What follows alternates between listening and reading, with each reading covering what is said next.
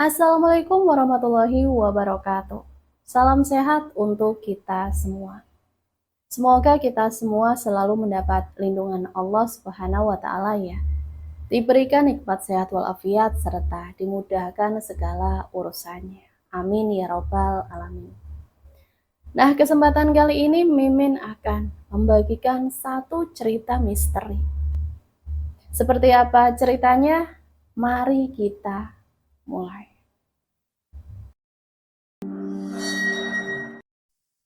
Aku baru 2 hari menempati rumah kontrakan yang terletak di kawasan Cipinang. Tempat ini menjadi pilihanku karena dekat dengan lokasi pasar tempat aku berjualan barang bekas alat-alat sepeda motor. Ada sekitar 16 rumah kontrakan yang berjejer, saling berhadapan, yang masing-masing 8 rumah. Dan sebuah rumah besar milik sang majikan atau bos kontrakan tersebut. Sebenarnya aku ingin memilih yang paling ujung agar bisa merasa lebih nyaman dan tidak terlalu terganggu dengan segala urusan tetek mengek para penghuni yang rata-rata memang berpasangan, bahkan membawa anak mereka. Tapi entah kenapa, pemilik kontrakan menyarankan agar aku mengambil yang di sebelahnya saja. Dengan alasan terkadang penghuni rumah itu datang juga untuk tinggal di sana. Ya sudah, aku nggak perlu banyak tanya. Yang namanya kontrakan sederhana, ia tidak ada fasilitas apapun di dalamnya, selain ruang kosong yang disekat dengan toilet dan dapur. Jadi untuk tidur pun aku harus merogoh kocek lagi buat beli kasur yang namanya kasur Palembang. Tipis namun lumayan untuk mengurangi rasa dingin. Jika hanya beralaskan selembar tikar plastik saja. Sebenarnya aku berdagang secara berkelompok, dan tentu saja semua terdiri dari keluarga. Namun karena masing-masing mempunyai istri dan anak, mereka lebih memilih tinggal di kontrakan yang lebih besar. Dan hanya aku sendiri yang masih lajang. Padahal usiaku sudah hampir menginjak angka 25. Malam pertama aku bisa tidur dengan nyenyak, bahkan bangun pagi pun hampir kesiangan. Mungkin karena lelah seharian berteriak-teriak, menawarkan dagangan, sampai suara pun agak serak. Malam kedua, hampir tengah malam aku belum bisa tertidur. Aku duduk di depan kontrakan yang sudah sangat terlihat sepi. Bahkan tetangga sebelah kiri aku yang biasa selalu ramai saat ngobrol bersama istrinya, sudah tidak terdengar lagi. Terdengar suara pintu gerbang sebagai pembatas wilayah terbuka. Aku hanya melihatnya sebentar. Ternyata seorang cewek bertubuh mungil, mengenakan rok pendek dengan kaos putih dan tas kecil, menggantung di pundaknya. Aku menikmati kopiku dan menghisap asap rokoknya dalam-dalam. Terdengar suara, seperti sebuah kunci yang membuka pintu, dan membuatku terpaksa melihatnya lagi. Oh, ternyata cewek itu tinggal tepat berhadap-hadapan dengan tempat tinggalku. Dari mana dia hari gini baru pulang? Kerja? Kerja apa? Itu pertanyaan yang sempat terlintas dalam pikiranku. Mau tidak mau aku memperhatikannya juga. Tubuhnya mungil, namun aku yakin kalau usianya sudah di atas 20-an. Rambutnya tertata rapi, pendek sebatas bahu. Dan ia mengenakan sandal atau sepatu berhak tinggi. Mungkin untuk menambah tinggi badannya. Sebelum ia menutup pintu, ia masih sempat memandangku, walau hanya sekilas. Dan pada malam ketiga, saking gerah aku terpaksa menggelar tikar di teras dan rebahan di sana. Entah aku tertidur atau tidak, aku terkejut saat sebuah tangan terasa menggoyang-goyangkan tubuhku. Bangun mas, dan ada bisikan pelan, antara sadar dan tidak. Aku melihat seraut wajah yang sepertinya pernah aku melihatnya. Tolongin aku dong. Cewek tadi sudah berkata lagi. Aku terpaksa bangun, mengucek mata dan mengelap sudut bibirku yang mungkin sudah ngiler tadi. Ternyata benar, dia cewek yang tinggal di depan kontrakanku, yang semalam aku lihat. Minta tolong apa ya? Tanyaku Barangkali memang ada sesuatu yang tak bisa ia lakukan. Bayarin HP aku nih, cuma ada sedikit error sih. Lanjutnya sambil memperlihatkan sebuah handphone yang bagus, dan aku pikir pasti mahal. Waduh, sorry aja deh. Kalau buat beli HP sih aku nggak bisa. Buat makan aja aku uring-uringan. Balasku dengan bahasa meniru dia. 500 aja deh, aku butuh banget. Malam ini aku nggak dapat saweran, sepi job. Katanya lagi, dan memaksa aku untuk melihat-lihat handphone miliknya. Emang kamu kerja apaan sih? Kataku mulai bisa sedikit tenang. Padahal jauh dalam hati, dag-digdug banget. Coba bayangkan, malam-malam sepi gini, disamperin cewek cantik kayak dia. Jujur aku merinding juga saat pertama membuka mataku. Untungnya aku pernah melihat cewek ini semalam, jadi aku tidak perlu berpikir kalau cewek ini adalah dari dunia gaib. Iya mas, aku ini cuma pemandu lagu di kafe. Emang kalau lagi rame ya lumayan penghasilannya yang aku dapat. Tapi ini cuma malam-malam tertentu aja. Dan malam ini aku nggak dapat duit. Aku bingung mesti cari kemana buat masak dan jajan anak aku. Cewek itu mulai curhat. Entah benar atau tidak yang ia katakan. Namun aku jelas melihat kesedihan di matanya yang sebenarnya indah namun tertutup mendung. Tapi maaf, kalau buat bayarin HP kamu, aku nggak bisa. Kemarin udah buat belanja dagangan. Apa kamu tega sama aku, sama anak aku? Cewek itu berkata lirih seakan memelas. Ini bukan masalah tega atau enggak. Jujur aku percaya sama apa yang kamu omongin. Aku juga merasa kasihan sama kamu yang harus pulang malam demi saweran buat menghidupi keluarga dan anak. Tapi ngomong-ngomong, suami kamu kemana? Aku udah lama pisah. Memang status aku belum janda sih.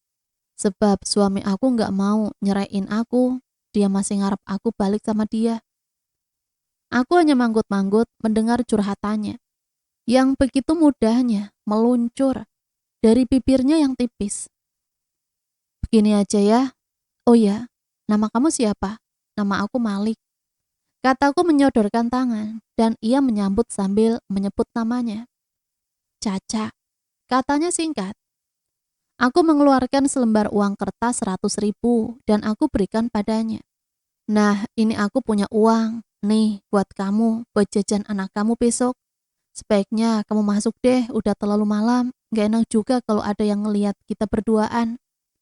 Kataku meminta agar dia kembali ke tempatnya. Ya udah, makasih ya Malik.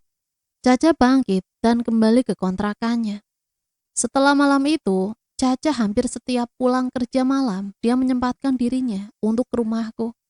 Dan anehnya, aku tidak bisa untuk menolaknya.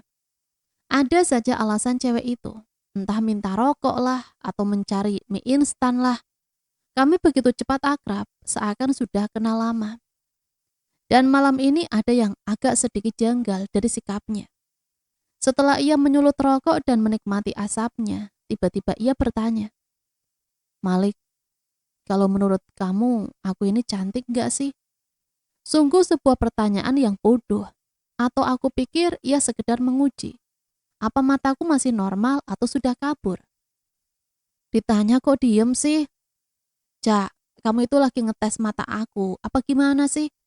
Jawabannya ya aku yakin. Kamu udah tahu sendiri kan? Tapi aku pengen dengar sendiri dari kamu. Oh gitu? Oke deh. Kamu udah terlalu cantik. Cuma kurang tinggi aja. Kamu nggak ngelihat kekurangan aku yang lain, Malik? Caca melanjutkan pertanyaannya sambil berdiri memutar-mutar tubuhnya.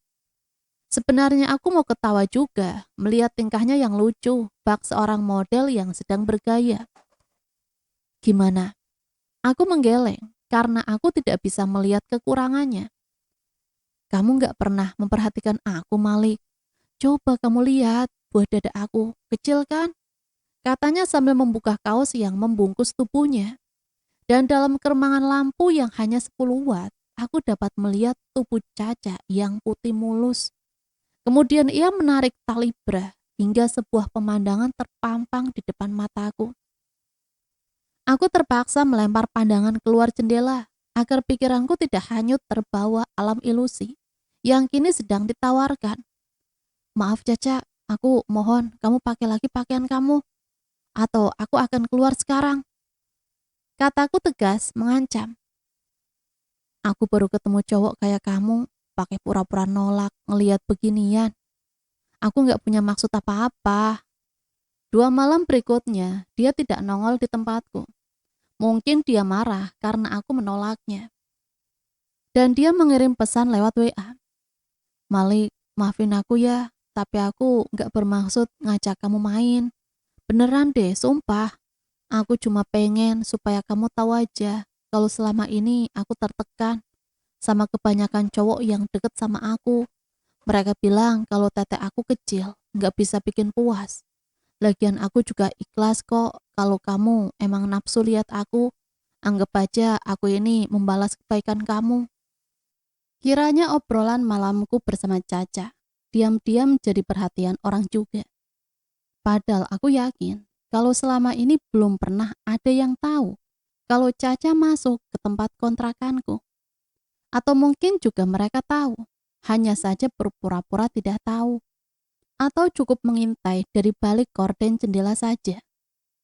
Hal itu baru aku tahu. Saat itu aku nongkrong di warung kopi seberang kontrakan milik orang Padang. Dia dipanggil Umi Salama. Wanita yang sudah parubaya itu senang jika aku nongkrong di warungnya. Mungkin dia merasa kalau ada teman untuk diajak ngobrol dan aku selalu menanggapinya. Tapi malam ini nampaknya Umi bukan curhat, tapi agak condong menginterogasiku. Maaf loh Mas Malik, Umi ini hanya sekedar beri saran saja. Karena Umi sudah banyak mendengar kasak kusuk kalau Mas Malik sering didatengin Caca. Malam-malam. Sebenarnya ini bukan hal serius Umi. Saya menganggap kedatangan Caca itu mungkin bagi dia sekedar meluangkan waktu, melepas penat habis kerja. Dan memang saya memberikan uang untuk jajan anaknya karena merasa kasihan saja. Awalnya memang begitu sebelum Mas Malik tinggal di sini. Dia juga sering merayu cowok-cowok pendatang baru dan semua bilang atas dasar kasihan. Tapi lama-lama langkah mereka semakin jauh sehingga kami bersama warga pun bertindak untuk mengatasi masalah ini. Dan Umi harap kejadian ini nggak terulang sama kamu. Sebab perlu kamu ketahui kalau sebenarnya Caca bukan atau belum menjadi janda. Suaminya nggak mau menceraikannya dan berharap kalau Caca masih bisa memperbaiki dirinya. Umi Salama bercerita banyak tentang masa lalu Caca yang membuat aku sangat terkejut. Ternyata Caca dulunya adalah seorang karyawati di sebuah kantor besar, sebuah perusahaan kontraktor kenamaan yang sudah sangat terkenal. Bahkan posisi Caca saat itu sangat penting. Dia seringkali yang menghadiri setiap ada penandatanganan kontrak kerjasama. Caca yang dulu memiliki kepribadian yang 90 derajat dari kebalikan Caca yang sekarang, yang terlihat cuek dan tidak peduli pada orang lain. Ada satu hal yang harus kamu ingat, ini pesan khusus buat Mas Malik ya. Caca itu punya nenek yang sangat menyayangi dia. Neneknya ingin selalu menjaga dan mengawasinya. Meskipun Caca bukan lagi anak-anak, ia diberi penglihatan batin, sehingga dapat melihat yang orang lain tidak bisa melihatnya. Misalnya makhluk gaib. Namun sayangnya, ia sering tidak bisa kontrol dirinya. Sering berteriak minta tolong, padahal dia bisa menolong dirinya sendiri. Dan lebih parahnya, ini kalau menurut Umi ya, Caca itu sekarang mempunyai nafsu seksual yang tinggi. Dia sudah tidak bisa lagi membedakan laki-laki ganteng atau jelek dan memilih tempat serta waktu. Ya, Caca dapat melakukan hubungan badan dengan siapa saja dan di mana saja saat dorongan dari sang pendamping itu mendesaknya. Tentu kamu juga pernah melihat dia begitu. Pertanyaan Umi Salamah memang bukan sekedar pertanyaan tanpa dasar. Aku hanya mengangguk. Tapi saya masih bisa mencegah dia, Umi. Mungkin untuk beberapa waktu kamu masih bisa bertahan.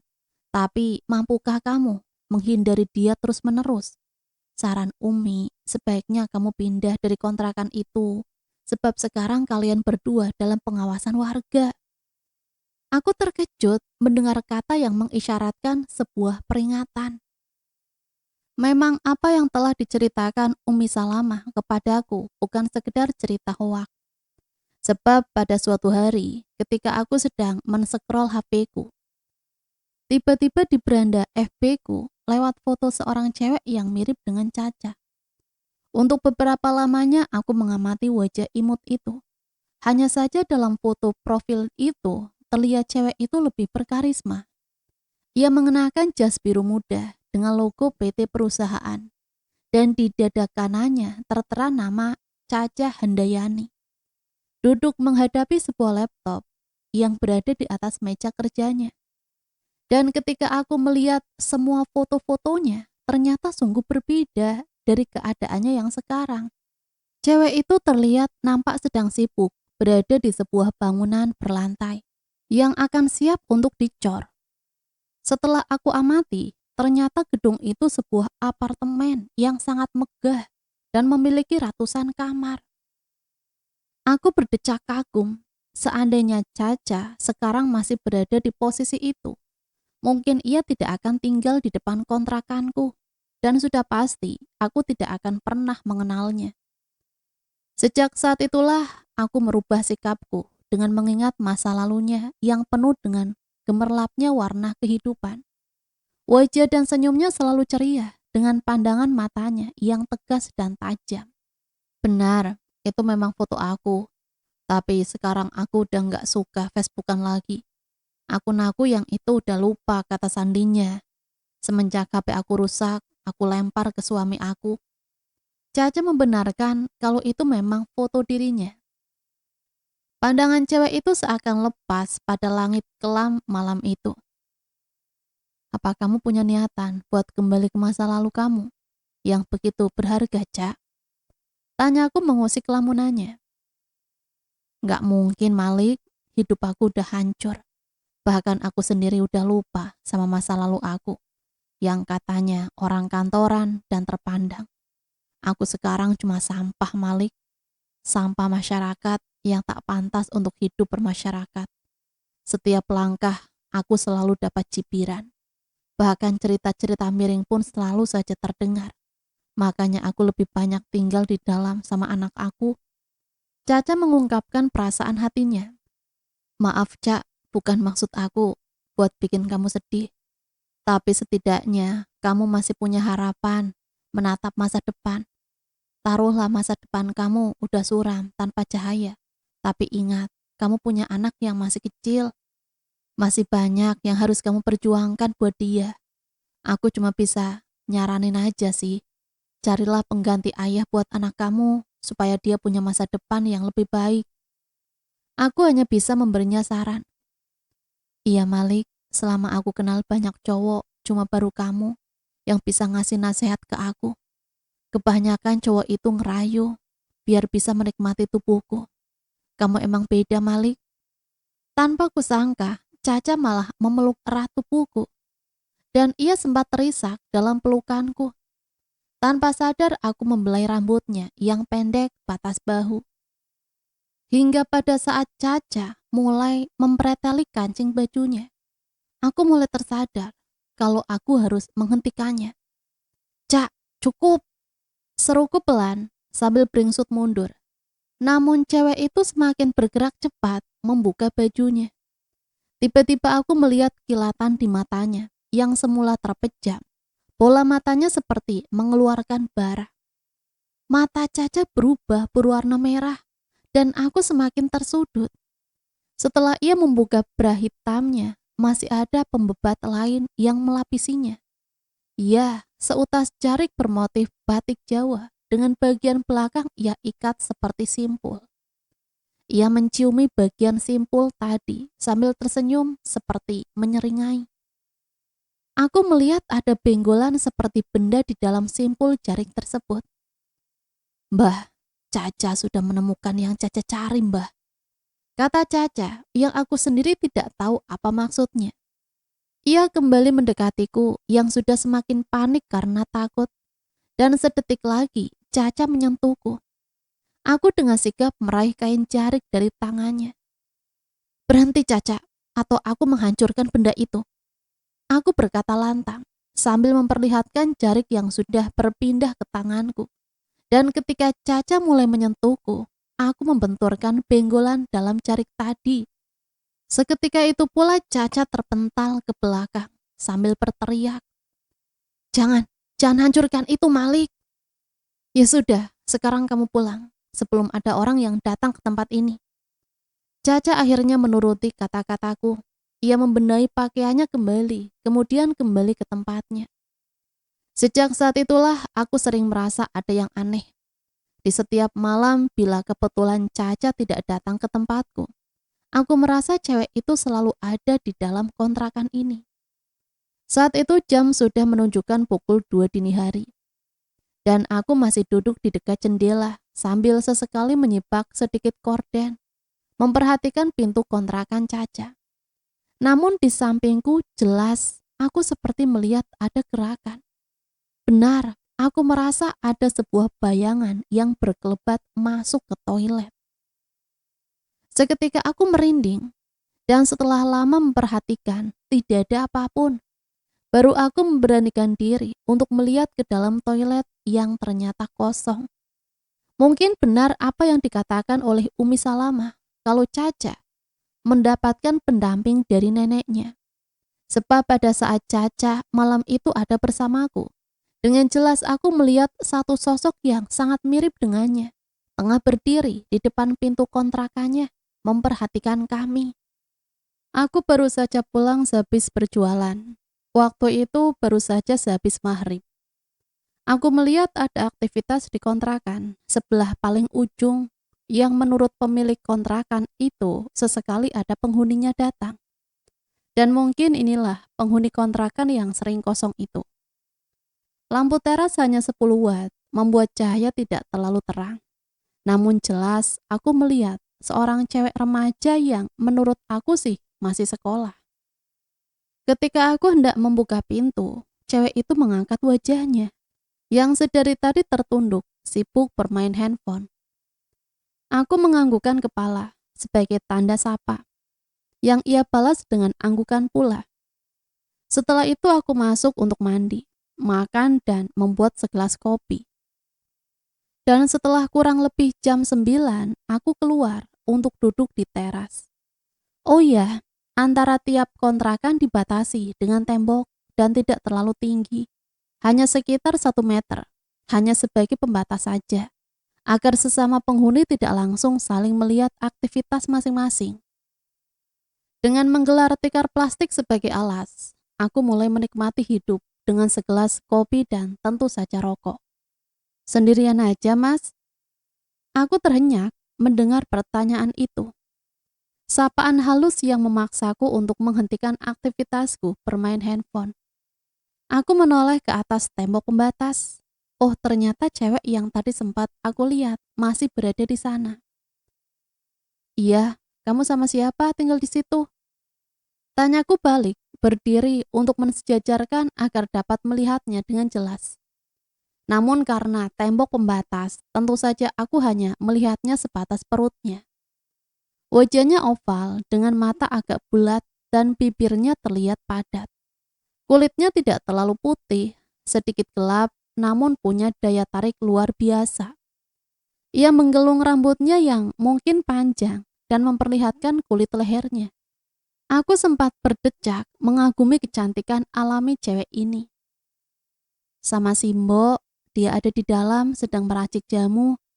Jawabnya sambil menunjuk dengan menengokkan lehernya, yang semakin memperlihatkan urat-urat kecil yang kehijauan. Memang samar-samar aku mendengar suara gedugan seperti ada benda yang ditumbuk, dan bau aroma jamu sempat tercium di hidungku.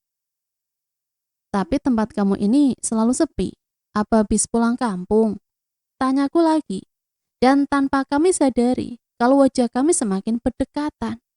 Iya, kami habis pulang kampung, sebab harus mengurusi sawah juga mbah yang mulai sakit-sakitan. kenapa juga kita ngobrol berdiri berseberangan? Apa enggak sebaiknya kamu yang ke sini atau aku yang ke situ? Tanyanya lagi membuat aku melihat ke sekitar area kontrakan yang memang masih banyak terlihat aktivitas penghuninya. Dan hampir di depan teras mereka juga tengah berkumpul bersama anak istri mereka. Namun anehnya, mereka seakan tidak peduli dengan keberadaan kami berdua. Tak mungkin kalau mereka tidak melihatnya, sebab lampu yang hanya 10 watt terasa cukup untuk menerangi kami berdua. Tawaran cewek itu membuatku untuk berpindah ke tempatnya, dan kami pun melanjutkan obrolan kami dengan duduk di atas tikar lipat sebagai alasnya. Nama kamu siapa? Aku Malik. Adilah. Balasnya spontan, membalas uluran tanganku. Lama tangan kami saling menyatu dalam genggaman. Aku menikmati desiran lembut yang mulai menjalari urat nadiku yang berdenyut semakin kencang.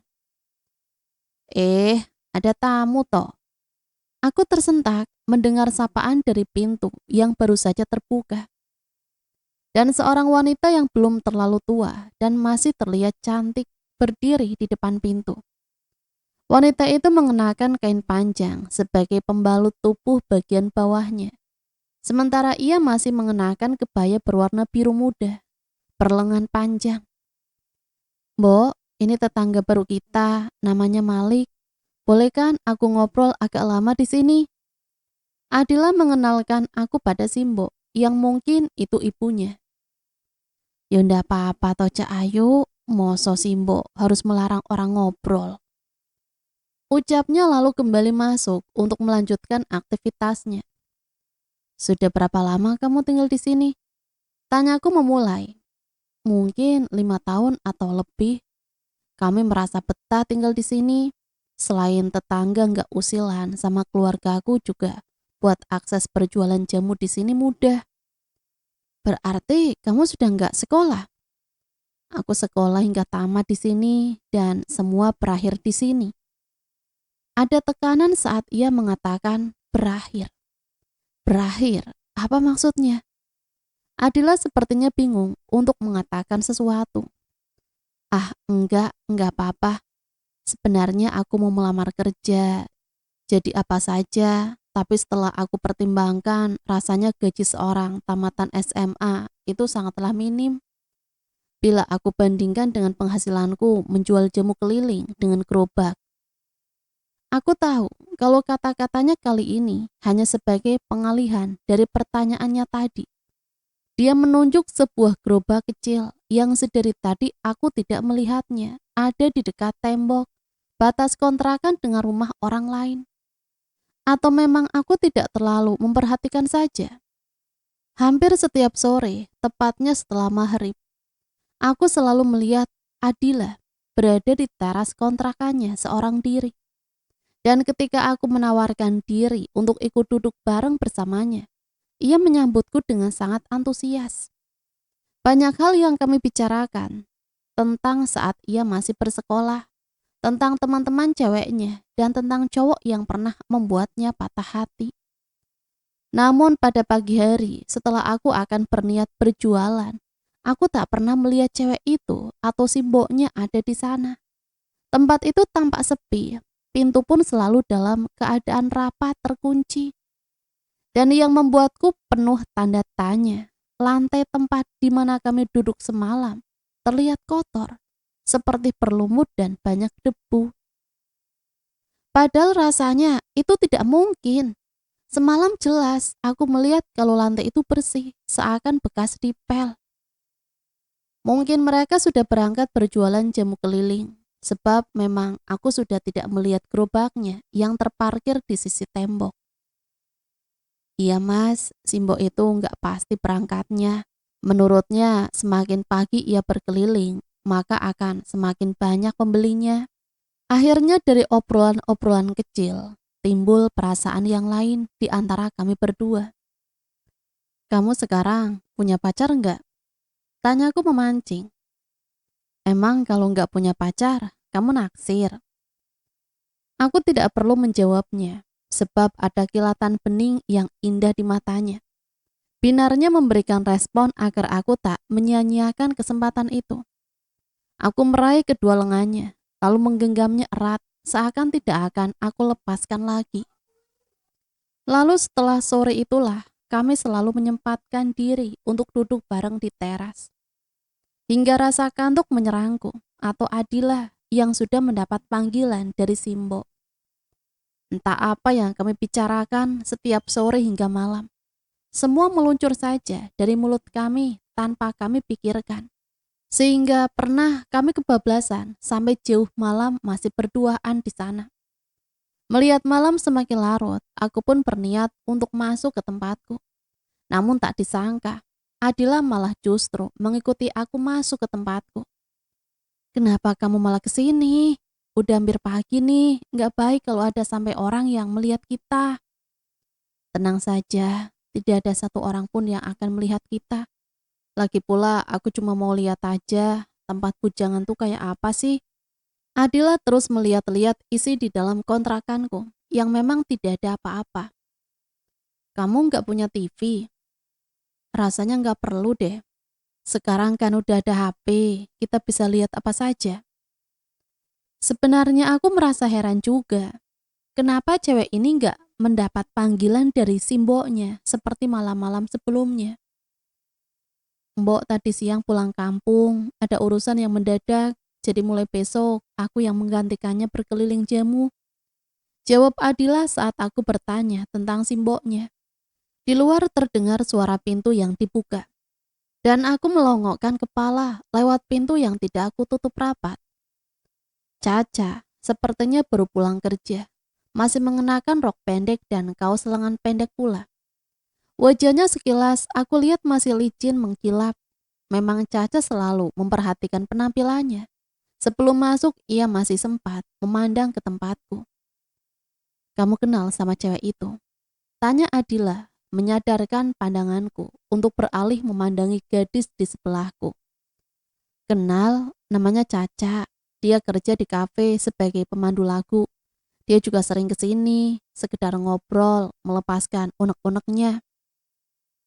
"Hati-hati mas, kamu jangan sampai terpedaya olehnya. Dia mempunyai aura gelap." "Dari mana kamu tahu?" "Semuanya aku tahu mas. Aku sudah 5 tahun tinggal di sini, dan aku kenal sifat-sifat tetangga-tetanggaku. Tapi aku sebatas mengenalnya, itu pun karena, merasa kasihan setiap kali mendengar curhatannya. Tidak lebih, dan sekarang aku sudah punya kamu yang penuh perhatian sama aku." "Baguslah mas, aku hanya sekedar memperingatkan kamu saja mas. Jangan sampai kamu terjebak oleh permainan sandiwaranya." "Terima kasih Adila, aku percaya kalau aku bisa menjaga diriku." Dan Adila menunjuk ke kontrakan Caca yang korden jendelanya tersingkap. "Coba kamu perhatikan di jendela itu. Apakah itu cewek tadi atau bukan?" Benar apa yang dikatakannya. Aku melihat sosok cewek lain yang tengah memperhatikan kami. Cewek itu memang mirip Caca, namun pandangan matanya bukan mata biasa. Mata cewek itu berwarna merah menyala. "Tenang saja, kamu gak perlu takut kok jika dia macam-macam. Biar aku yang menghadapinya." Aku tak bisa berkomentar apa-apa dan kembali pada obrolan tentang perasaan kami yang semakin hari semakin tumbuh. Malam ini terasa begitu sunyi. Bahkan sejak sore tadi, aku sudah mengunci diri. Aku tak melihat Adila di teras seperti biasanya. Yang aku lihat hanya lantainya yang kotor, agak berlumut, seperti sudah terlalu lama tidak dibersihkan. Entah sudah berapa gelas kopi yang aku minum, dan berapa banyak batang rokok yang aku bakar. Rasanya aku kehilangan sesuatu yang belakangan ini sering membuatku bahagia. Entah kemana gadis itu pergi, ia sama sekali tidak memberikan pesan apapun padaku. Nomor kontaknya pun tidak dapat aku hubungi, dan aku gelisah. Kapan Adila akan kembali? Terdengar suara kunci diputar, kemudian derit pintu pun terbuka. Aku mengintai sekilas dari jendela. Caca baru saja pulang dari tempatnya bekerja. Aku baru sadar kalau sudah beberapa malam ini Caca tidak datang menemuiku, dan sepertinya dia pun begitu. Terdengar pintu diketuk pelan. Sebenarnya aku malas untuk membukanya, tapi aku tak pernah bisa untuk berpura-pura tidur atau apa. Dan memang aku tidak bisa mengecewakan orang lain. Aku membuka pintu untuknya. Caca langsung menuju rak dapur. Ia mengambil sebungkus mie instan yang kemudian merebusnya. Aku memang memberikan kebebasan untuknya, sekali lagi karena rasa kasihan saja. Meskipun pada awalnya aku sempat terbius akan kecantikannya, namun memudar setelah tahu sedikit tentang dirinya. Caca memiliki kepribadian ganda. Pembawaan yang kadang semaunya itu akibat dari masa lalunya yang telah hancur. Namun temperamen yang lain adalah sifat dari sang pendampingnya yang lebih condong haus akan keinginannya untuk bercinta. Aku banyak belajar dari Umi Salamah yang mewanti-wanti agar aku sebisa mungkin untuk menghindari bujuk rayuannya. Dan kalaupun itu sampai terjadi, aku bukan tengah bercinta dengan Caca, tetapi bercinta dengan kembaran yang hanya memiliki hawa nafsu. Setelah menghabiskan mie instannya, Caca mengambil rokok dan menyulutnya. Kayaknya beberapa malam ini aku gak lihat kamu, Malik. Pintu kamu juga selalu terkunci. Emang kamu habis dari mana? Pertanyaan Caca tentu saja membuat aku heran. Soalnya hampir tiap malam aku ngobrol di teras bersama Adila. Enggak, aku gak kemana-mana kok. Malahan aku yang gak pernah lihat kamu pulang kerja. Aku pikir keluarga atau kamu lagi sakit dan tinggal bersama orang tua kamu di rumahmu. Ah, masa sih? Beneran, aku ngobrol sampai malam di depan. Ngobrol sama siapa? Aku tidak langsung menjawab, takut Caca tersinggung. Apa ada tetangga kita yang lain yang mau ngobrol sampai jauh malam? Ada tuh cewek di kontrakan sebelah. Caca mengernyitkan alisnya mendengar aku menyebut kontrakan sebelah. Wah, kamu pasti ngarang deh. Kontrakan itu udah lama kosong, Malik. Bos yang punya juga nggak ngizinin orang buat tinggal di situ. Aku sendiri nggak tahu alasannya. Kontrakan itu dibiarkan kosong tanpa dirawat. Kamu lihat aja keramiknya aja sampai pada lumutan gitu. Aneh kamu ah. Tapi beneran, aku nggak bohong. Cewek itu bernama Adila dan dia tinggal bersama ibunya yang dia panggil dengan Simbo. Caca memandang serius wajahku, namun ada suara yang terdengar dari arah toiletku. Tak ada apa-apa, tapi anehnya Caca sepertinya sangat ketakutan. Kamu lihat tuh di depan toilet, makhluk apaan dia? Tinggi, hitam, dan hus, pergi, pergi, teriak Caca merapatkan tubuhnya padaku. Apaan sih? Orang gak ada apa-apa juga. Kataku sambil memperhatikan ke arah yang ia tunjuk. Masa kamu gak lihat sih? Tuh dia mulai deketin kita. Lebih baik kita keluar aja. Aku yang memang tidak melihat apa-apa, apalagi makhluk tinggi hitam, tentu tidak merasakan takut sedikit pun. Aku berdiri dan menuju toilet sambil berkata, ayo, kalau berani hadapi aku. Mana? Mana? Ayo tunjukkan wujudmu. Dan sama sekali tidak terjadi apa-apa, sebab memang aku tidak melihat apa-apa. Dia udah pergi, Malik. Apa beneran kamu gak lihat makhluk itu? Makhluk apaan sih? Cuma tembok aja kok ditakutin. Tiba-tiba pikiranku melayang jauh pada sosok Adila, cewek yang sudah membuatku kangen setelah ia pergi entah kemana. Kalau kamu percaya sama aku, cewek yang aku ceritain itu udah gak ada, Malik. Dia pergi menghilang bersama ibunya. Entah apa yang sudah terjadi sama dia. Bos kontrakan bilang mereka kabur setelah nunggak bayar kontrakan hampir 3 bulan. Tapi anehnya, kenapa kontrakan itu dibiarkan terbengkalai tanpa diurusnya? Ucap Caca kali ini meyakinkan agar aku mempercayainya. Maksud kamu dia sudah meninggal? Tanyaku penasaran. Kamu takut, Malik? Aku gak bisa bilang dia meninggal atau enggak. Tapi aku cuma kasih saran supaya kamu hati-hati. Jangan terlalu menuruti perasaan. sebab hati manusia bisa diperdaya dengan mudah oleh makhluk halus. Mereka tahu apa yang ada dalam pikiran kita. Kamu boleh percaya, boleh enggak. Tapi kalau memang kamu mau tahu latar belakang cewek itu, aku siap membantu kamu biar bisa melihat keberadaannya saat ini. Kali ini Caca bisa berkata dengan lancar, sepertinya tanpa emosi. Mungkin sebungkus mie instan sudah cukup membuat perutnya kenyang. Dan biasanya orang kalau kenyang bisa berpikir secara sehat. Aku juga sebenarnya udah mempertimbangkan saran dari kamu. Saran apa? Buat melupakan masa lalu aku. Aku mau mencoba kembali menata hidup aku yang baru demi anakku. Tunggu. Jadi maksud kamu ingin berhenti bekerja di kafe, terus mencari pekerjaan yang umum? Maunya sih begitu, tapi ada teman bapak aku yang seumuran sama bapak aku. Dia bilang mau melamar aku. Dia udah duda dan udah punya cucu. Menurut kamu gimana? Caca sepertinya serius mengatakan hal itu. Seperti malam-malam minggu yang lalu, malam minggu ini pun aku ingin keluar menikmati malamnya anak muda. Meskipun hanya dengan modal pas-pasan, itu bukan jadi penghalang, asal cuaca cerah dan suasana hati yang mendukung. Bagaimanapun aku bisa untuk menyesuaikan dompetku. Ya walaupun tebal, itu termasuk modal untuk belanja barang. Sebelum berangkat, aku tengok kontrakan sebelah yang tetap sunyi. Mungkin Adila masih berada di kampungnya. Sementara kontrakan Caca sudah tertutup rapat, mungkin dia sudah pergi bekerja. Aku melangkah menyeberangi jalan dan duduk di warung Umi Salamah, memesan segelas kopi. Mau jalan sama Caca ya? Tanya Umi. Enggak, aku enggak janjian sama dia kok. Lagian aku lebih suka pergi sendiri, irit biaya. Balasku membuat Umi tersenyum. Pantas saja kalau Umi bertanya, aku mau jalan bareng Caca. Sebab Caca yang aku anggap sudah pergi, ternyata masih berada di rumah kakaknya, yang buka usaha salon. Caca menyeberang dan tepat membelakangiku.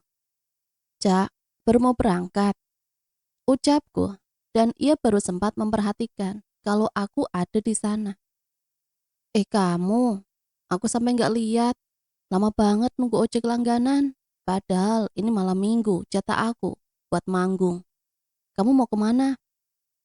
Belum tahu kemana. Yang penting asal jalan-jalan aja deh. Gimana kalau kamu ke tempat aku kerja? Enggak ah, aku belum pernah ke tempat kayak gituan. Maklum orang kampung. Lah, kamu ngerendah mulu. Ya udah deh, aku berangkat duluan ya. Apa cewek tetangga sebelah kamu tuh belum datang juga? Maksud kamu Adila? Aku nggak tahu juga, tapi sekarang aku nggak mau banyak mikirin dia.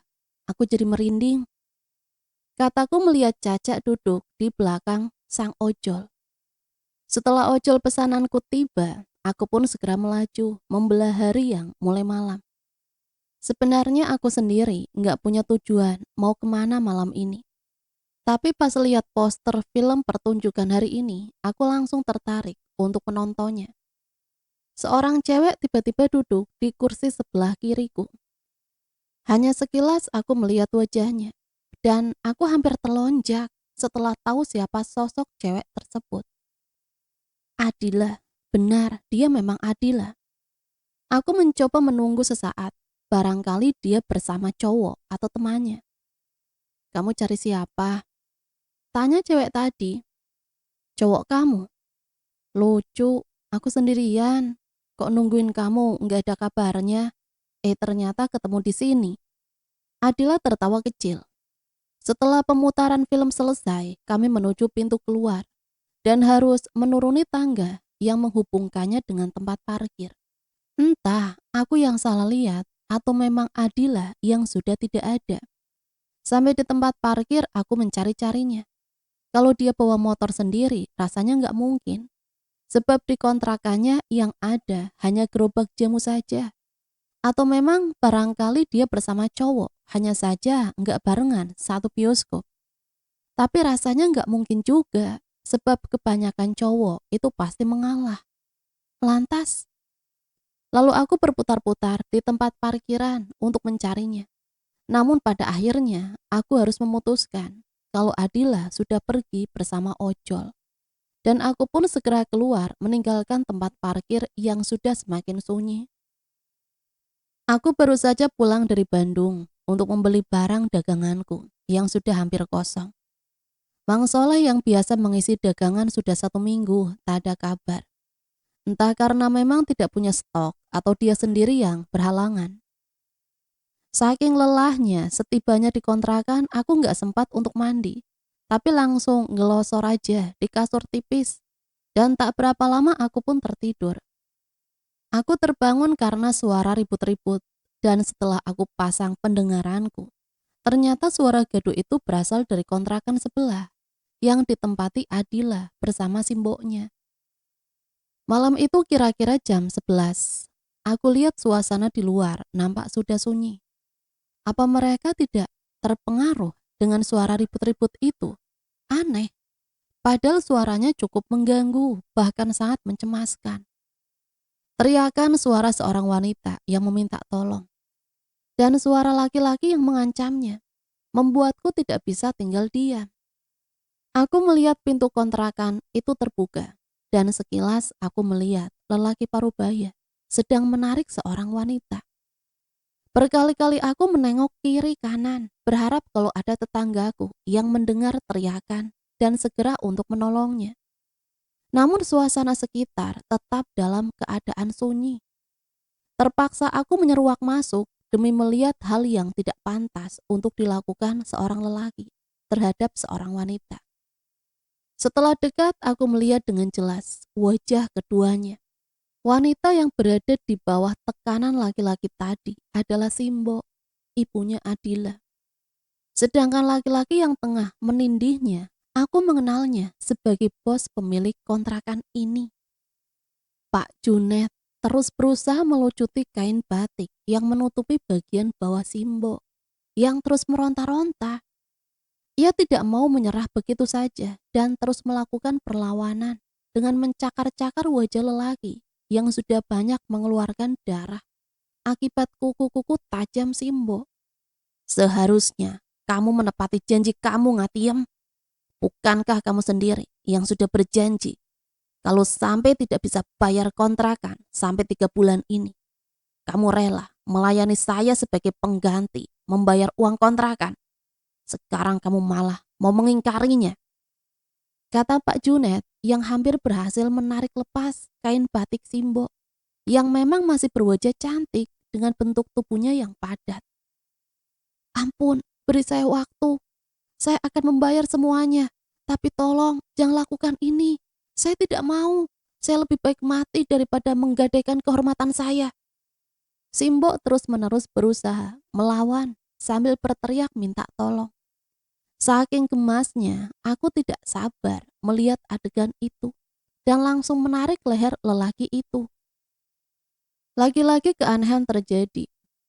Tanganku tidak dapat menyentuh tubuh lelaki yang terus-menerus menggagahi Simbo. Bahkan saking kesalnya, aku mencoba untuk menendang wajah Pak Junet. Tapi jangankan ia meringis atau kesakitan, melihat ke arahku pun tidak. Tendanganku hanya mengenai tempat kosong. Aku sampai merasa stres sendiri bagaimana caranya untuk menyelamatkan Simbo dari serangan Pak Junet yang kian membabi buta. Sekuat apapun tenagamu, akhirnya kamu menyerah juga, cantik. Pak Junet tertawa, merasa menang karena sekarang tubuh Simbo sudah tidak mengenakan pakaian.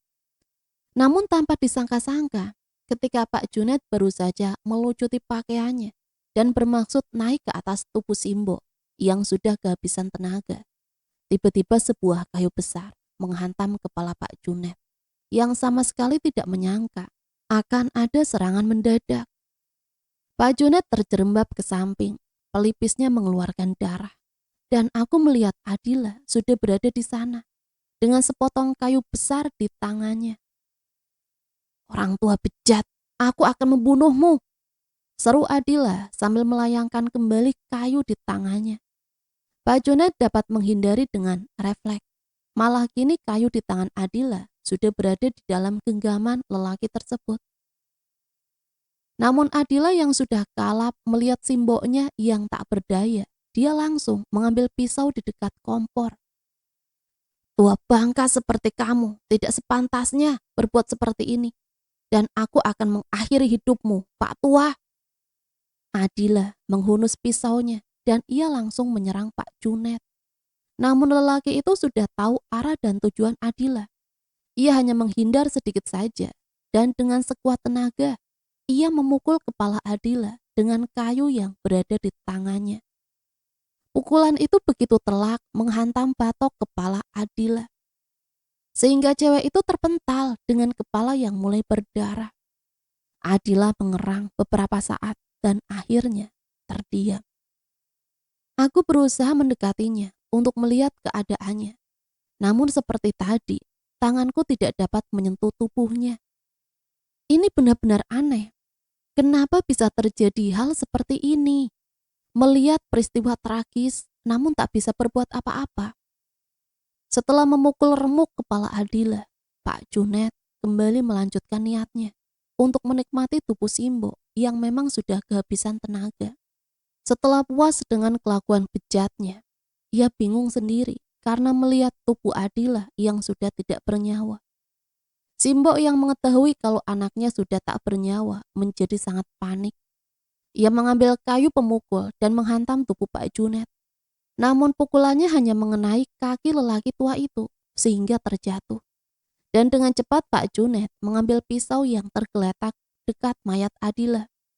Dan dengan cepatnya ia menusuk dada perempuan yang masih dalam keadaan telanjang. Simbo menjerit histeris. Darah mengucur dari tubuhnya. Perempuan itu sekarang terkapar di lantai yang sekarang sudah banjir dengan darah. Aku menyesal dan benar-benar menyesal. Aku bisa melihat kejadian yang begitu tragis, namun aku tak bisa berbuat apa-apa. Aku merasa kalau diriku dengan mereka ada sebuah dinding pembatas yang tak bisa aku lewati. Aku tak tahu kenapa ini bisa terjadi. Pak Junet, si pemilik kontrakan, terlihat panik saat melihat kedua wanita itu sudah tidak bernyawa. Untuk beberapa saat ia hanya duduk di dekat mayat sambil memegang kepalanya yang merasa pusing dengan tiba-tiba melihat genangan darah yang membanjiri lantai. Ia mulai panik, tidak tahu apa yang harus ia lakukan. Ia duduk mencoba untuk berpikir tenang. Hampir 1 jam Pak Junet hanya terpaku. Setelah pikirannya agak normal, ia pun keluar sambil mengunci pintu kontrakan dan membiarkan kedua mayat di dalamnya. Dan aku pun kembali ke tempatku dengan sejuta perasaan yang dihantui peristiwa tragis tersebut. Aku berpikir, apa yang harus aku lakukan? Mengeluarkan mereka dari sana. Tapi dengan cara apa? Sementara tanganku saja tidak bisa menyentuh tubuh mereka. Apa sebenarnya yang tengah aku alami? Inikah yang dinamakan ilusi? Dan di depan sana, aku mendengar suara gerobak yang berhenti tepat di kontrakan sebelah. Aku keluar untuk melihat siapa orang yang malam-malam begini menarik gerobak. Ternyata Pak Junet tengah menurunkan beberapa puluh bata merah, pasir, dan semen. Rupanya lelaki itu ingin menghapus jejak atas perbuatannya. Karena aku yakin kalau Pak Junet tidak melihat keberadaanku, maka aku pun ikut masuk dan melihat apa yang akan dilakukannya. Pak Junet mengeluarkan 2 buah kantong plastik berukuran besar, dan satu persatu tubuh kedua wanita itu dibungkusnya, kemudian diikatnya dengan kuat, dengan menggunakan lakban. Pak Junet menurunkan jasad dalam plastik itu pada bawah meja kompor, yang seharusnya untuk menyimpan tabung gas. Tubuh kedua wanita itu diletakkan duduk sambil berhadapan. Setelah itu ia mulai membuat adukan semen, menutup bawah meja dapur dengan bata merah hingga selesai. Oh, jadi beginilah cara Pak Junet menghilangkan jejak pembunuhan yang telah ia lakukan. Setelah semua selesai, Pak Junet membersihkan semua noda bercak darah yang memenuhi lantai. Pak Junet tersenyum lega. Ia percaya tak ada seorang pun yang melihat kejadian itu. Entah karena lelah atau terlalu pusing berpikir akan peristiwa yang sangat keji itu. Akhirnya aku tertidur lelap hingga bangun kesiangan. Rasanya malas juga untuk berjualan hari ini. Tanpa mandi terlebih dahulu, aku hanya membasuh muka, keluar untuk melihat keadaan kontrakan sebelah, dan ternyata masih tetap dalam keadaan seperti kemarin. Tak ada tanda-tanda bekas remukan batu merah atau butiran pasir yang semalam diletakkan di sana. Pintu rumah Caca juga masih rapat, entah dia belum bangun atau sedang mengantar anaknya ke rumah orang tuanya di depan jalan sana. Aku kembali masuk untuk membuat segelas kopi, lalu menikmatinya untuk mengusir bayangan-bayangan malam yang sangat mengerikan.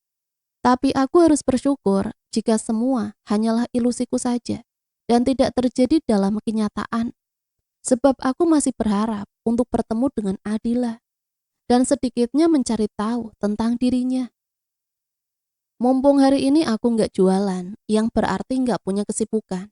Aku berinisiatif untuk bersih-bersih rumah, menyapu lantai hingga mengepelnya. Tak lupa juga membersihkan meja dapur dan rak tempat biasa aku menyimpan mie instan. Ternyata rak kosong, tak ada satu bungkus mie pun di sana.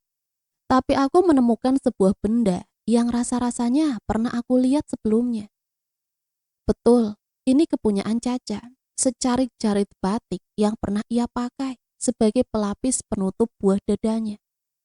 Ada benggolan pada ujung jarik tersebut, namun aku tak berani untuk gegabah membuka barang orang lain. Maka aku pun menaruhnya kembali. Setelah merasa keramik di teras sudah kering dari bekas air pel, maka aku pun duduk di sana tanpa perlu alas lagi. Caca mendekat dengan membawa sebuah kantong kresek dan ia pun duduk berhadapan denganku. Dia membawa makanan. Pertama kenal cewek ini, aku suka. Setelah tahu kalau dia punya kepribadian ganda, aku perlahan menjauh. Apalagi ketika sosok Adila yang tiba-tiba hadir dan memberikan peringatan agar aku hati-hati dengan Caca. Aku mulai bimbang. Aku merasa kedua tetanggaku ini memiliki kesamaan, sama-sama menyimpan misteri. Waktu pun berjalan, aku merasa nyaman bersama Adila. Namun cewek ini ternyata tidak jelas. Ia sulit untuk aku temui. Kalaupun bertemu, itu pun cukup membuat tanda tanya di kepalaku. Kami sering bersama menikmati suasana malam. Namun setelah pagi harinya, teras rumahnya masih tetap berlumut dan penuh debu. Selesai menikmati makanan, aku mengambil benda milik Caca yang ketinggalan. Ca, ini punya kamu, ketinggalan. Oh, itu sih bukan ketinggalan. Emang sengaja aku tinggal supaya kamu percaya kalau aku bisa ngelihat makhluk gaib. Nah, setelah benda itu ada di sini, apa kamu pernah lihat makhluk gaib di tempat kamu ini? Enggak, aku nggak lihat makhluk yang seperti waktu itu kamu bilang. Tapi kalau di kontrakan sebelah, memang ada yang aneh. Caca menatapku lekat. Apa yang kamu dengar? Aku pun menceritakan apa yang aku lihat semalam. Dari mendengar suara teriakan dan ancaman, sampai menyaksikan sendiri perbuatan mesum yang dilakukan oleh bos pemilik kontrakan, hingga pembantaian atas dua wanita hingga tewas, dengan mengenaskan. Oh, jadi Pak Junet yang ada di balik semua ini. Pantas saja arwah Adila tetap berada di sini. Padahal aku sendiri nggak tahu kenapa Adila menjadi arwah. Sadis juga tuh tua bangka Junet. Caca menggeleng-gelengkan kepalanya. Ia sepertinya tidak percaya jika lelaki yang sudah baut tanah itu ternyata masih memiliki nafsu besar akan wanita. Lama kami terdiam, sepertinya Caca tengah merasakan sesuatu. Ia berjalan menuju dapur. Malik, sini. Aku menghampirinya, melihat ia menempelkan benda miliknya pada bagian bawah meja dapur yang berpintu. Dan aku ingat kalau meja dapur sebelah sana memang tepat menempel di tempat yang sama seperti ini. Nah, tepat di balik meja dapur ini aku melihat jasad Adila dan ibunya. Mereka ditaruh dalam posisi duduk saling berhadapan. Kejam, betul-betul kejam. Biar si tua bangka itu cepat menerima pembalasannya. Caca berkata seolah pada dirinya sendiri. Malik, kamu temenin aku ya. Aku sekarang kan udah gak takut lagi ngelihat makhluk halus.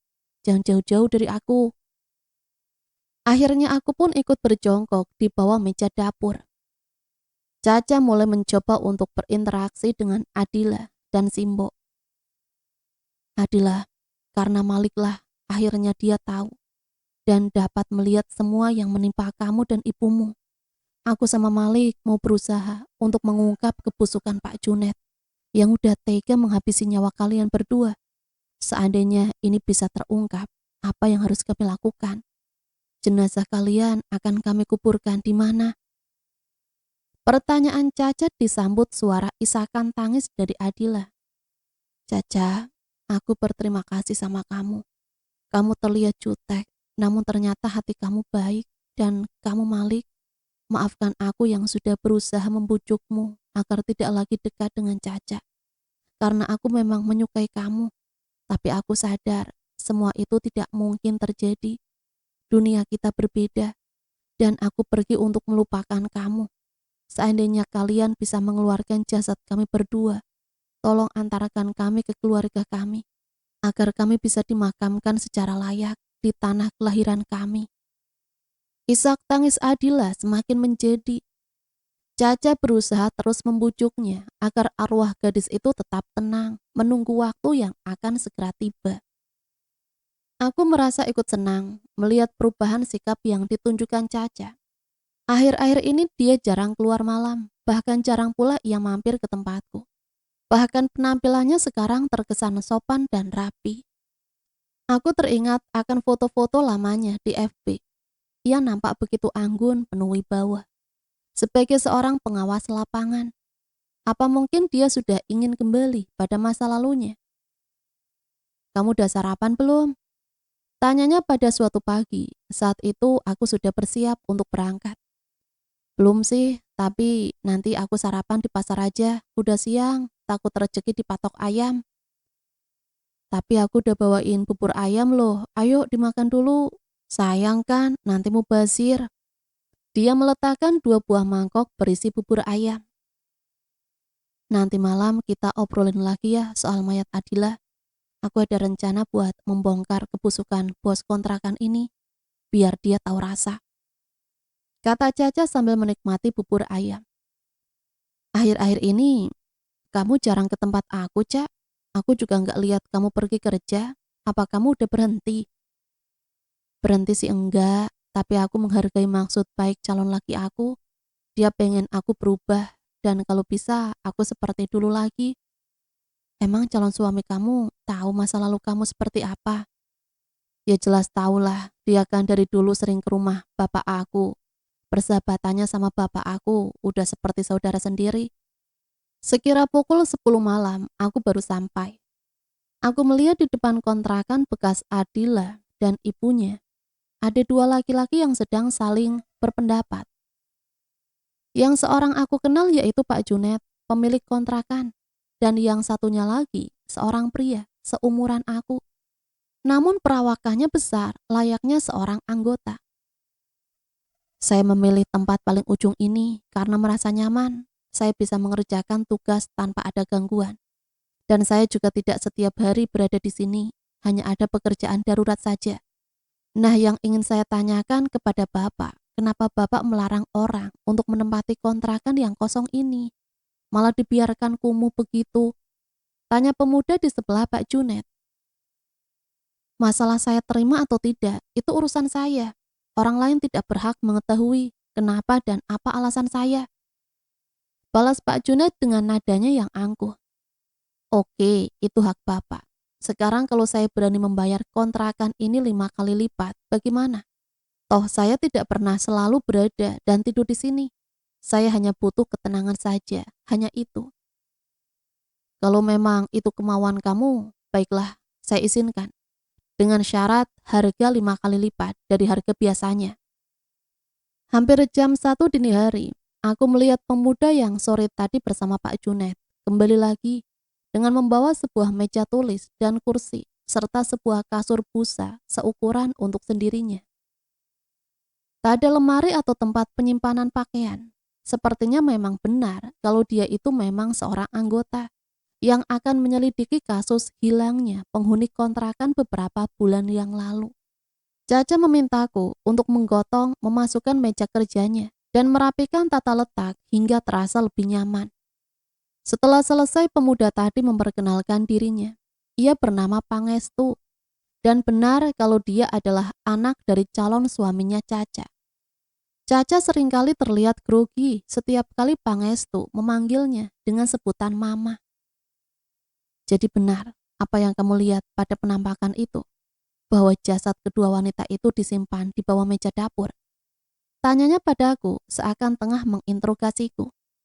Iya, itu yang aku lihat, tapi aku sendiri tidak tahu secara pasti apakah itu gambaran atau sebuah petunjuk, atau mungkin hanya halusinasiku saja. Tapi Caca bilang itu bukan halusinasi, melainkan alam bawah sadarku yang diajaknya bertemu dan melihat mereka. Saya memang sebagai anggota kepolisian tidak boleh menerima hal yang di luar nalar. Tapi aku juga percaya kalau ada kekuatan lain di alam ini selain kekuatan yang nampak oleh mata biasa. Contohnya Mama Caca. Menurut ayah saya, dia mendapat penglihatan gaib itu atas pemberian neneknya untuk menjaganya dari gangguan makhluk halus. Dan akhirnya aku percaya dan akan berusaha membongkar kasus ini. Pangestu berjongkok di bawah depan meja kompor, mengetuk-ngetuknya dengan totokan jari-jari tangannya. Terdengar suara yang seperti ruang kosong, dan itu memastikan kalau di tempat inilah kejanggalan ini terjadi. Pangestu keluar meninggalkan kami berdua, dan tak lama kemudian kembali bersama Pak Junet, juga ayahnya Caca. Sekarang tolong Bapak jelaskan, kenapa meja kompor ini ditutup dengan tembok? Biasanya bawah meja dapur itu dipasangi pintu-pintu kecil untuk menaruh tabung gas. Tanya Pangestu dengan penuh tekanan. Oh, itu karena banyak kecoa saja, jadi saya tutup, tidak ada maksud lain. Kalau sekarang saya bongkar, apakah Bapak keberatan? Pak Junet bingung untuk menjawab. Ia memandangi kami satu persatu. Kalau Bapak keberatan, berarti Bapak telah melakukan sesuatu yang tidak ingin kita ketahui, sehingga menutup kontrakan ini. Lanjut Pangestu yang semakin membuat Pak Junet merasa tersudut. Pak Junet, sebaiknya Bapak berkata jujur saja, sebab sudah banyak penghuni kontrakan ini seringkali melihat penampakan sosok yang diduga adalah arwahnya Adila bersama ibunya. Seandainya memang Bapak tidak merasa bersalah, kenapa harus takut? Ayahnya Caca ikut angkat bicara. Karena Pak Junet hanya diam tanpa jawaban apapun, maka Pangestu mengambil sebuah palu yang memang sudah ia persiapkan. Mula-mula ia mulai memukul permukaan semen dengan sangat perlahan agar tidak menimbulkan suara berisik. Namun akhirnya dia mulai agak kesal karena memukul dengan pelan tidak menghasilkan apa-apa. Dan Pangestu mengayunkan palunya yang agak besar untuk lebih keras, dan hanya dengan sekali hantaman dindingnya pun jebol. Dan seketika itu juga menebar aroma bau busuk yang membuat kami menahan mual. Pangestu menyalakan senternya, dan benar seperti dalam penglihatanku, ada 2 bungkus plastik berukuran besar di sana. Aku menahan mual perutku untuk membantu menyingkirkan puing-puing dan mengeluarkan kedua mayat yang terbungkus dalam plastik dengan posisi duduk menekuk lutut.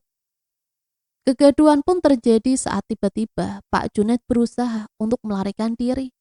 Namun sepertinya ada sesuatu yang menghalanginya. Tubuh Pak Junet terjerembab jatuh ke lantai. Dia menjerit ketakutan sambil menunjuk ke arah pintu. Tiba-tiba terdengar suara tawa yang nyaring yang membuat bulu kuduk merinding. Kamu tidak akan bisa lari dari kami, Junet. Kamu harus merasakan apa yang kami rasakan. Jangan sakiti saya. Saya hanya hilaf melakukan itu. Saya mohon ampun. 2 bayangan putih muncul secara bersamaan. keduanya langsung mendekati Pak Junet yang nampak ketakutan setengah mati. Kamu harus merasakan bagaimana saat kepala kami dipukul hingga hancur dan bermandikan darah, dan bagaimana rasanya jantungmu tertusuk sebuah pisau. Sekarang saatnya kamu merasakan itu semua. Pak Junet masih berusaha untuk bangkit berdiri, namun ia harus terhempas lagi karena sebilah pisau melayang dan tepat menghujam di dadanya. Pak Junet tidak dapat berteriak sedikit pun, tubuhnya jatuh menggelosor di atas lantai. Tubuh Pak Junet yang sudah tidak bernyawa, itu kini sudah berada di dalam kantong plastik besar. Namun ketika sosok wanita tadi ingin menyeretnya, "Cukup, hentikan Adila. Pak Junet sudah menerima pembalasan dari kalian. Sekarang pulanglah kalian, biar kami akan membawa jasad kalian untuk dikebumikan secara layak." Caca berdiri dan mencoba menghalangi kedua arwah itu menyeret tubuh Pak Junet. Kedua arwah itu sekarang menampakkan dirinya dengan jelas. Adila mengulurkan tangannya pada Caca. "Terima kasih, Cak. Ternyata kamu baik sama aku. Antarkan jenazah kami ke tanah kelahiran kami." Setelah mengucapkan itu, wujud kedua sosok itu pun sirna. Dan malam yang sunyi ini mendadak menjadi ramai saat sebuah ambulan masuk ke area kontrakan dan mengeluarkan dua mayat dari kontrakan yang selama ini selalu terkunci. Aku dan Caca tidak ikut mengantar jenazah Adila dan ibunya. Hanya ayah Caca dan Pangestu yang mengiringi menuju kampung halaman ibu dan anak yang naas tersebut. Akhirnya semua sudah terungkap, Malik. Kamu percaya bahwa besok atau lusa semua penghuni kontrakan ini akan pindah dan kontrakan ini akan terbengkalai. Malam semakin beranjak menuju pagi. Banyak penghuni kontrakan yang tidak melanjutkan mimpi mereka. Mereka bergerombol membicarakan tentang Pak Junet yang ternyata berhati iblis. Dan cerita selesai sampai di sini. Semoga cerita ini bisa menemani hari-hari teman-teman semua ya. Dan semoga ada pembelajaran yang bisa kita ambil dari cerita ini. Sampai di sini saya pamit undur diri. Mohon maaf apabila banyak salah kata. Sampai berjumpa kembali di cerita-cerita misteri selanjutnya. Matur nuwun, wassalamualaikum warahmatullahi wabarakatuh.